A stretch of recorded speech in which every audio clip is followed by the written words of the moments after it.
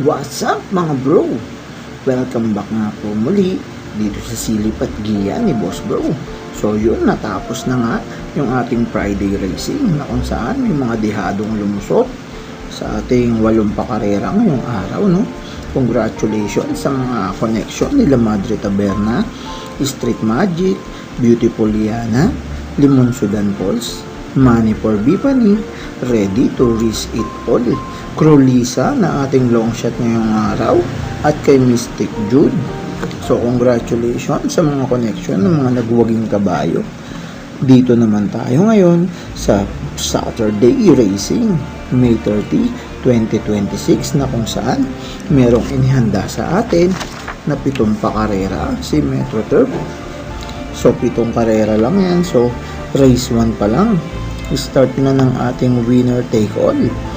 So sa ating race 1, meron agad dyan 7 kalahok na tatakbo. So 3-year-old and above maiden race to, no? Kaya anybody's race to. Tapos makikita natin dyan na mga non-placers pa yan. Kaya sigurado meron aangat at aangat sa grupo dyan. Tignan natin at kilatisin natin kung sino-sino ba ang mga kabayang tatakbo sa race 1. Andyan si Talkative Nate, Batang Lukban, Coolness of Time, Alapa Up, Tula Tula Dream, Simplify, at si Captive Moments. So dito nga may nagbulong sa atin na kaibigan na mahusay daw itong number 7 horse na si Captive Moments. So kaya dyan ang gagawin natin is wala nang iba kundi susuluhin na natin yan. Bugas sa atin yan ang ating isang kaibigan. Kaya race 1, start ng winner take all. Kahit maiden race to, susuluhin na natin. Number 7, Captive Moment. Kung naghahanap naman kayo ng pang-alalay, nandyan si Alapa Up. So dito naman tayo sa race 2. Start naman ng ating first pick 6. So dito may 6 na kalahok na tatakbo. Sila Arnyare, Aliana, Who's That Girl, Victorious Passion, Super Hawk, at si Shadow of si Pokot. So dito ang pamprimera natin is yung number 3 horse na si Who's That Girl na sasakta yan ni JD Juko. So gamay ito ni ni JD Juko. Kaya tingin ko siya ang horse to beat dito. May nakikita rin tayo na pandehado dito na si Anyare. Medyo mababa na sa grupo. Yung mga huling laban yan, sila point of pride pa yung kalaban. Kaya dyan sa race 2, ang pili natin, Who's That Girl, at saka si Anyare. Kaya ang mga napupusuan natin dyan sa race number 2. So dumako naman tayo ngayon dito sa ating start ng pick 5, race number 3, na kung saan may 7 pakarera. Dito mga bro, susuluhin ko ulit to. Alam ko batak na sa laban to. Bloomington na sasakyan ni J.A. Pastoral. So dito, although angat siya sa laban, tingin ko naman kayang-kaya niya namang sabayan lahat ng yan. Ang ganda pa ng post position ni Bloomington dyan. So dyan, halos nakalaban niya na rin yung iba. Sila Colin Dexter, si Courage, at si Swerte na Venas pa. So mga tinalo niya na yan. Kaya tingin ko naman dyan sa grupo na yan mas angat na angat naman si number 7 horse na si Bloomington. So race 3, solo na natin yung mga bro. Race 4 naman tayo mga bro. Start ng ating pick 6. May 10 kalahok na kabayo dyan, pero siyam in betting numbers lang. So tingnan nyo maigi dahil dito another solo natin. Sabi ko nga mga bro, medyo manipis ang lineup ngayong araw ng Sabado. Kayo na lang bahala kung sino yung mga idadagdag nyo. Basta sa akin, solo ko to, number 7 horse, Marvin's Pride. So magmula race 1 up to race 4, 3-7 na yung nasosolo natin mga bro. Kung naghahanap naman kayo ng panuporta dyan, isama nyo si Golden Diet. Nakaraan sinubukan na yan, so baka ilabas dyan, pero ako susulohin ko pa rin Marvin's Pride. Nandito na nga pala tayo sa ating race 5. So sa race 5, last XD, last DD plus 1. So ito yung medyo mga angat sa grupo to, no? Pero naglaban na rin yung iba dito. Makikita natin dyan si Perpetuator, Goddess of Soteria, tsaka nagbabalik na si Open Billing, nasasakyan pa ni Patty Dilemma. Dito naman, balikan lang natin na si Goddess of Soteria, tinalo na nito si Perpetuator nung huling mga laban nila pero nakabawi naman si Perpetuator. Ngayon, ibang senaryo kasi nandito naman ngayon si Open Billing at si Kai. So, madaming di bandera. Si Basket of Gold, si Kai, si Goddess of Soteria, Open Billing. So, tingin ko si Perpetuator nakaabang lang dyan. So, first choice natin dyan, mga bro, si Perpetuator. Nasasakyan ni RC Baldolindo. Pero, syempre, hindi ko naman pwedeng pabayaan yung Goddess of Soteria. Dahil may angkin buti rin to, may angkin tulin. Si Kai at si Goddess of Soteria, magbigayan lang ang isa sa kanila. Malaki ang tsansang manalo. It's either si Kai or si Goddess of Soteria. Huwag lang maglutsahan yan mga bro. May isa dyan makikinabang. Pero pag walang nagbigayan at nagtirahan sila hanggang dulo, malamang sa malamang, deremating kabayo at si Perpetuator ang nakikita natin dyan. So dyan sa race 5, Perpetuator, sama na rin natin si Goddess of Soteria, si Open Billing, baka bumalik na yung buti, ilagay natin sa choices, maging si Kai.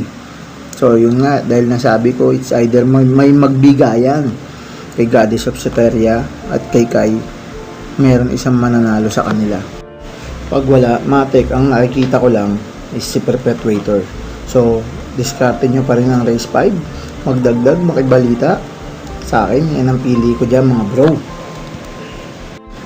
Race 6 tayo mga bro, last DD. So dito makikita ko mukhang may full gate tayo, no? So 14 horses yan, pero 13 in betting numbers. Ito ay isa sa mga pinakamagulong karera ngayong araw ng Sabado. So 42 to 56 split. Nandito yung mga kabayong mahuhusay din. At marami rin di bandera ako nakikita mga bro. Nandiyan sila Gentle Force, sila Saratoga Chrome, Believe in Me, at nandiyan din si Full Combat, no? So yun.